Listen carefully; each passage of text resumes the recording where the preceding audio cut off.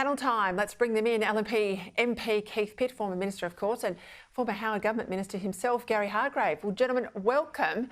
Let's start with this brouhaha of a sorts. We don't know if it really is, but you'll tell us, Keith.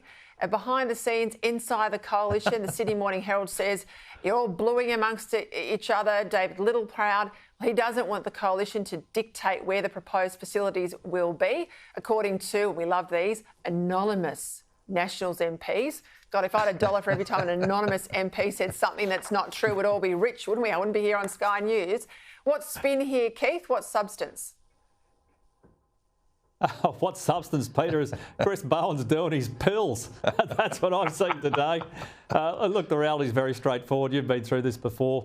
This is it's a difficult policy. It's one we need to have a conversation with the Australian people. That will take time, and that time's been taken. So yeah, we're committed to nuclear. Peter Dutton said so in his budget reply last year. I expect he'll say it again this year.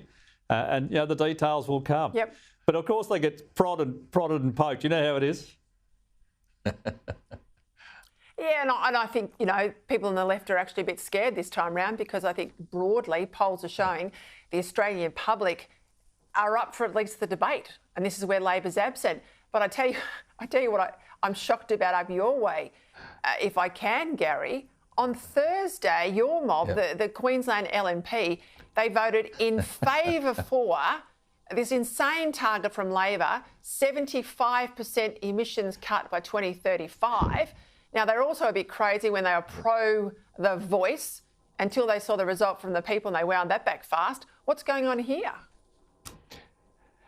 Well, they are making courageous decisions, Peter, but let's face it, parliamentary parties in the Liberal Party tradition are allowed to make those decisions for themselves. But look, 70-odd% of the grassroots have passed a couple of motions the last couple of conferences of the Liberal National Party in Queensland.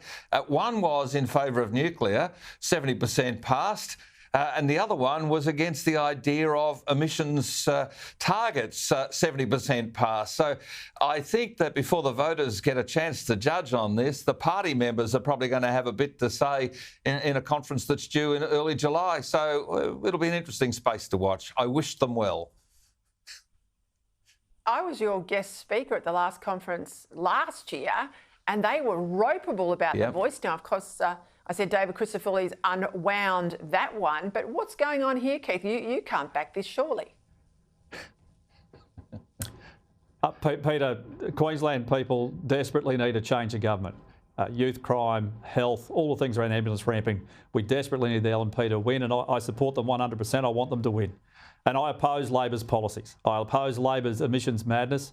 I was up at Gracemere with Cole Boyce on the weekend, and we're seeing shots of entire ridgelines being dynamited, dozers running through pristine wilderness to put up these monstrosities just so Labor feels good. They won't work. Nope. And as Gary has said, it'll be the members that put forward their view. That's why they're in a political party, and I think they'll be very loud about what their position is. But I oppose Labor's emissions plans because they won't work, they'll cost a fortune, and they can't be delivered.